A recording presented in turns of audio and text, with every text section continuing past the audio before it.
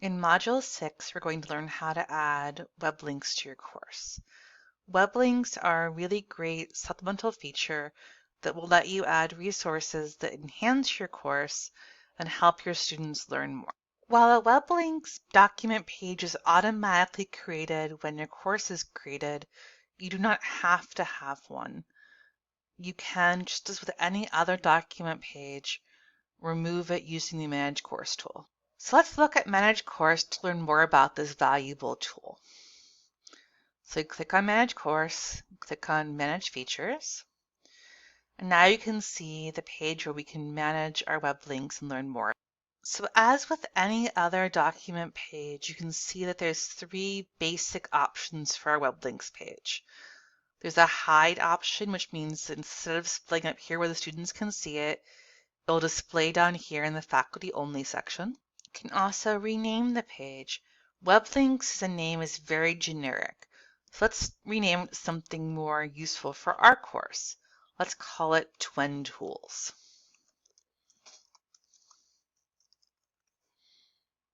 And we hit save.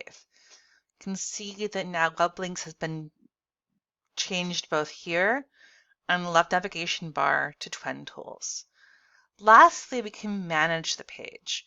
If we click over here on Manage, it will show me links that I've already added and give me the option to add more links. So let's go ahead and add a link. Let's click on Add. And perhaps we're going to add a link to Google so we can find more TWEN resources. Let's go ahead and add a link to google.com. And for our display name, we'll say Google search engine. And we can add a description or not, but we're going to go ahead and add one that says to find more resources. And then we hit save to save our work. So see here now we have our link, we have our description, we can edit it and we can delete it.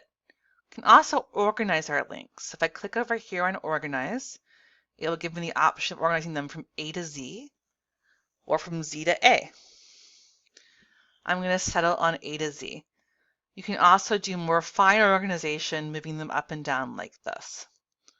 So I'm going to go ahead and hit save again. And as with anything else in TWEN, you can delete it, although be aware that if you delete it, you cannot recover it. So go ahead and hit delete and confirm. There are some best practices for working with web links. One of those is that if the title of the website does not make it obvious what you should be finding on the website, you should make sure to put a description in so that students know what they will be going to. Another is that it's better to give the website a title of some kind rather than just putting in the URL. This helps both with making it clearer to your users where they're going to go when you click on the web link, and also helps with any accessibility issues that there might be. If one of your students is using a web reader or otherwise navigating with something other than a mouse, being able to see where it goes will help them a lot with that. Lastly, a word about when to use these. Web links are really designed for information that will either be used regardless of what week of the semester it will be, or that will supplement the content. Like content should be grouped with like to make it easier on your students. So you probably want to include a link for that week in the course folder or course module rather than web links. I want to share two last features with you about web links before we end this module. The first is that you actually have two options for displaying web links in your course. The first is what we've already done, a link in the left navigation column that is an overarching link to all of your links. The second, which is particularly useful if you only have a couple of links, is click this box right here that says display the web links in the left navigation for this course. As you see, that replaces your one overarching link with the links that you have added to your course, and it uses the name that you gave them rather than the URL.